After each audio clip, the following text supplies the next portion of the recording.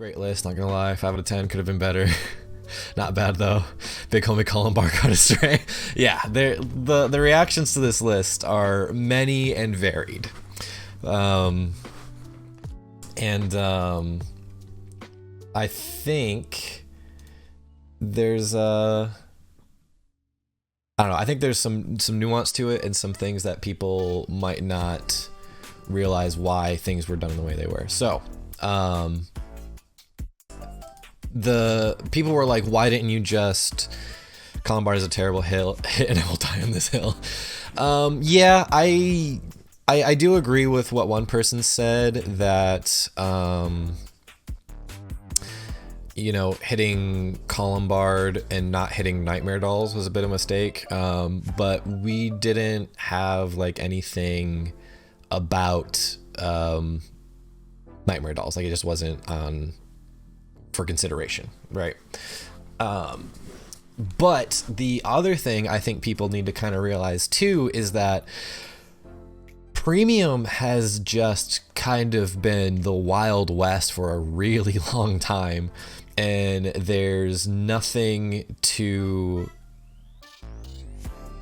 there's like we don't know what the format is going to be like with any sort of restrictions because we just haven't had any, right? Why dolls? The reason for dolls is because they are already performing very, very well in the current landscape. Like even with things like New Dio and Gastille unbanned, they are still performing very, very well. And I think hitting everything here and not touching dolls in any way creates a bit of a power vacuum for them to just completely take over. Harry too, honestly, because both are very, very solid decks. But we also don't know, right? Like we don't know enough right now, right? We don't know what this is gonna do to the format. You know what I mean? Because like I said, this format has just been completely unchecked for so long.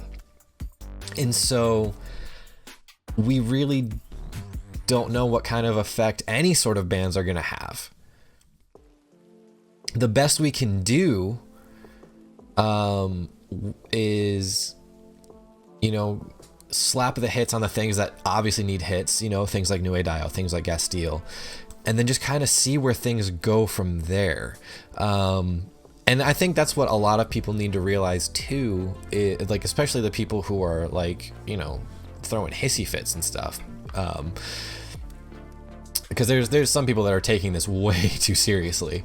Because it's like, if you really hate this list that much, you don't have to play with this list. It's also important to note that they have specifically said that not every tournament will use these restrictions. And it's also important to note that they also said that this list is not permanent. This is not static. This is subject to change. You know what I mean? The only thing I gave the stink eye to was the overtrigger, like why people are still on the rage with them. But this is just my opinion. Yeah, I was personally against the overtrigger ban. I don't necessarily hate that the overtriggers are banned, but I was personally of the mind that they are so new, and especially if it's like if the tournament is being run best of 3, I feel like that makes the overtrigger more palatable, right? But with if tournament's best of 3, but yeah, they're so new that I didn't want it to seem like, because I feel like this is like running away from the problem, and I think we just need more time with them, because we've had one major tournament with overtriggers, and I think and it was a best of 1 tournament. So I think we can let overtriggers be fine, or we can let them be for now, And just because it's been like what, since May, so like what, 3-4 months that we've even had over triggers in the format, you know. Columbard, I mean, he's down to 2.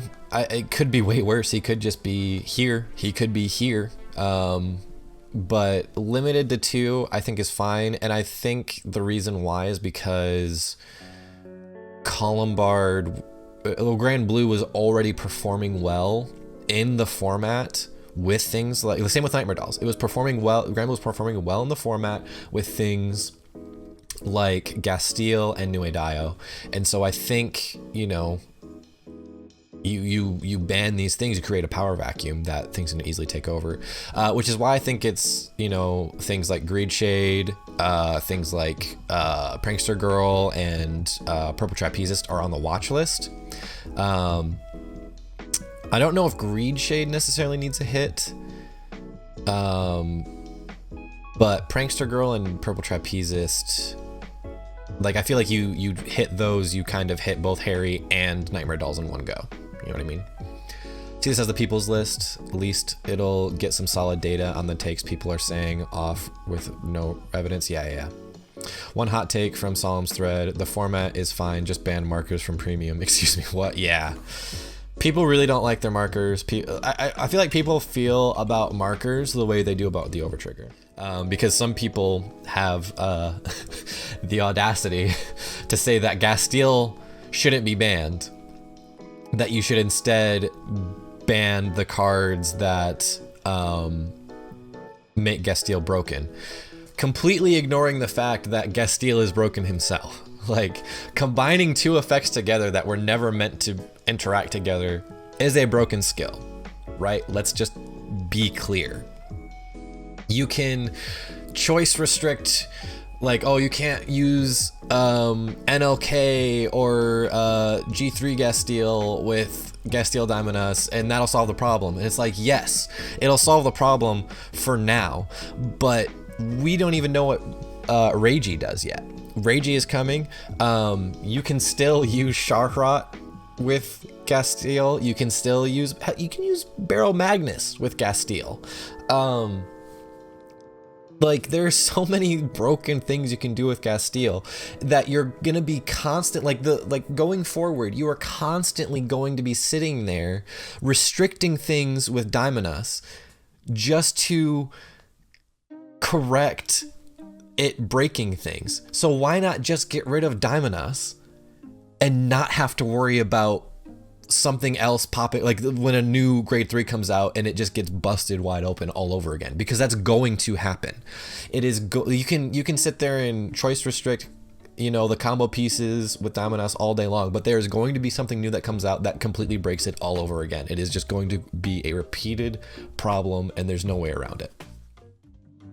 50-50 on the overtrigger ban idea, because with it gives decks that aren't top tier a chance to win without being outplayed. Yeah, but I feel like, I don't know. I think if you're playing a deck that isn't top tier and you're counting on the one of miracle trigger in your deck to carry you through a tournament, I don't like that either, personally. Like, I can see where you're coming from for sure, but I still don't think that's, I still don't like that reason, I guess. Daimonos was honestly just lazy design. Yeah, kinda.